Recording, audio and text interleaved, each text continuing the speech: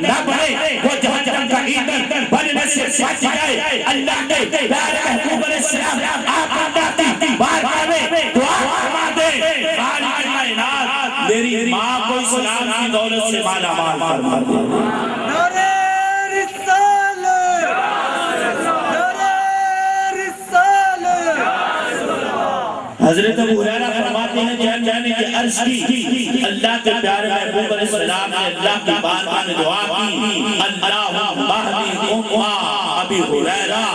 یا اللہ تو ابو ہریرہ کی ماں کو ہدایت عطا فرما، تو ابو ہریرہ کی ماں کو دین اسلام کی دولت سے نواز دے۔ حضرت ابو ہریرہ فرماتے ہیں جب اللہ بادی ہے اب مجھے یہی ہو سکتا کہ میری ماں دعویٰ اسلام کو جھٹلا دے، دعائے مصطفیٰ کے بعد یہی ہو سکتا کہ میری ماں کلمہ پڑھ کے دار اسلام میں نہ آئے۔ فرماتے ہیں میں بہاقہ اپنے گھر کے طرف گیا،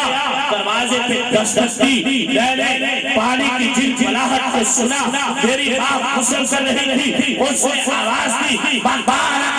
ابا ہریرہ، اے ابو ہریرہ ٹھہر جا۔ حضرت ابو ہریرہ فرماتے ہیں میں ٹھہر گیا، پانی کے گرنے کی آواز سن رہا تھا اور میری آنکھیں ترس رہی تھی، میرے کان تڑپ رہے تھے کہ میں میری ماں کی زبان سے آج کلمہ سن لوں۔ حضرت ابو ہریرہ فرماتے ہیں جب میری ماں نے غسل کر لیا، کپڑے پہنے، جلدی میں سر پر دوپٹہ اور چھٹی، دروازے کو کھولا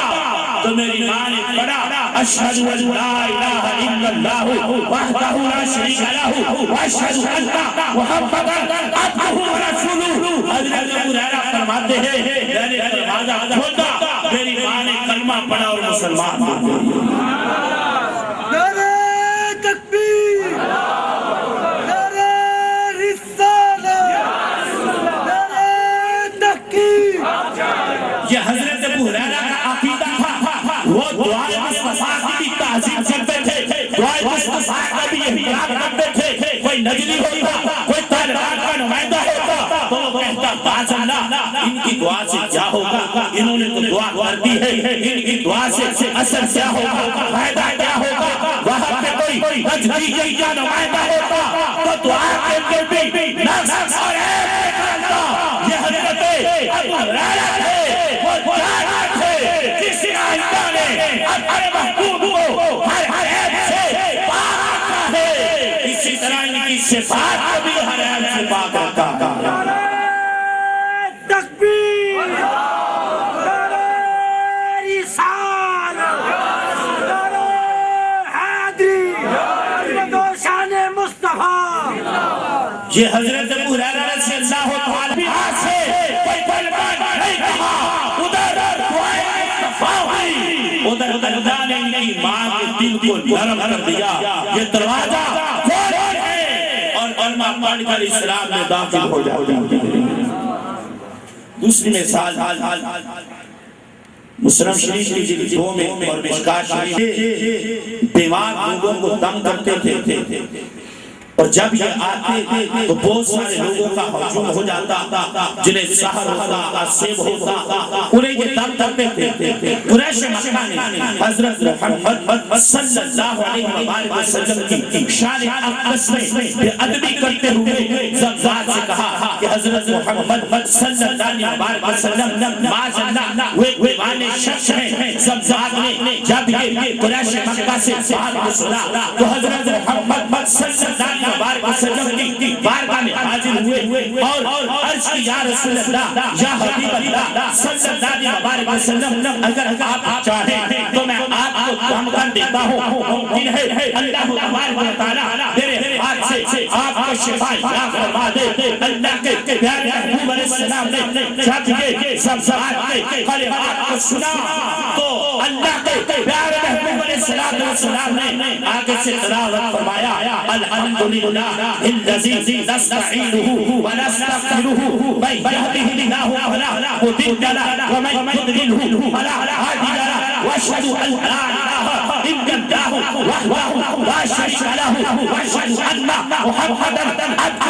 ورسولہ۔ جب زبزاد نے زبان مصطفیٰ سے یہ کلمات سنے تو کب کب پانے لگا، اس کب کب باہر تاری ہو گئی۔ وہ آنے لگا، وہ حساس ہو گیا، اس نے آج تک ایسا اسلامی کلام بھی سنا تھا، آج تک اس نے ایسی برابری بھی نہیں سنا تھا، آج تک سلمان نے ایسے بڑے بات نہیں سنا تھا، وہ عرب کے اندر رہتا تھا، عرب میں بڑے بڑے خلافہ اور بڑے بڑے شہزادہ سنا تھا، مگر اس نے ایسا کلام نہیں سنا۔ ایک بار اللہ کے پیارے محبوب علیہ السلام نے یہ کلمات پڑھے، ہم نے پھر پڑھا، سننے کے بعد کہنے لگے یا محمد صلی اللہ علیہ وسلم، پھر پڑھیے، اللہ کے پیارے محبوب علیہ السلام نے پھر پڑھا، زبان کرنے لگا، وہ ایسے کہا، یہ بدباش کہتے ہیں، وہ ایسے کہا، وہ کہتے ہیں، یہ حضرت محمد صلی اللہ علیہ وسلم بازندہ دیوانہ نہیں ہے، سارے سنا ہے، مگر میں نے کلام مصطفیٰ جیسا کلام نہیں سنا۔ جب بات کرنے لگا یا رسول اللہ ہاتھ بڑھائیے، مجھے کلمہ پڑھائیے، میں مسلمان ہوتا ہوں، اللہ کے پیارے محبوب علیہ السلام نے ہاتھ بڑھایا، جب بات نے کلمہ پڑھا اور مسلمان ہو گیا، جو خود کام کرنے کے لیے آیا تھا، محدثین فرماتے ہیں زمزاد کو جو کلمہ پڑھنے کی دولت ملی، جو غلامی مصطفیٰ میں آیا، اس کا سبب یہ ہے وہ نیت اچھی لے کر آیا تھا، اس کے دل کے اندر احترام تھا، نیت اچھی تھی، اللہ تبارک و تعالیٰ نے اس اچھی نیت کی وجہ سے احترام مصطفیٰ کی وجہ سے زمزاد کو دین اسلام کی دولت سے مالا مال فرما دیا۔ جن کے کلمات میں اتنا اثر ہے،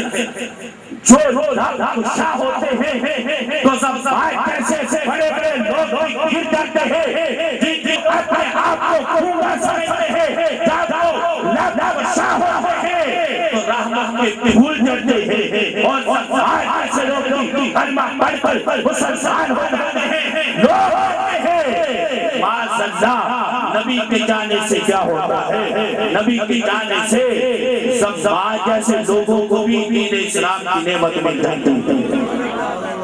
یہ تعظیم مصطفیٰ کی برکت تھی، احترام مصطفیٰ کی برکت تھی، اگر زمزاد اپنی بات کے اوپر اٹک جاتا تو اسے اسلام کی دولت نہ ملی، جو اسلام کی دولت مل گئی، غلامی مصطفیٰ مل گئی، اس کا سبب صرف اتنا تھا، جب وہ آیا تھا اس کے دل میں احترام مصطفیٰ موجود تھا۔ اور اس کی تیسری مثال مشکات شریف اور صحاحہ میں حدیث پاک موجود ہے، حضرت عبداللہ بن سلام رضی اللہ تعالیٰ عنہ یہود کے بہت بڑے عالم، حضرت محمد صلی اللہ علیہ وسلم کا نام اس نے گرامی سنا،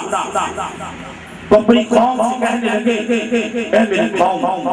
میں حضرت محمد صلی اللہ علیہ وسلم سے مناظرہ کرتا ہوں، بحث و مباحثہ کرتا ہوں، اور میں کچھ سے پہلے بھی بڑے بڑے لوگ تھے، ہم نے سب کو جاتے ہوئے دیکھا ہے، واپس پلٹتے ہوئے کسی کو نہیں دیکھا، جو بھی گیا ہے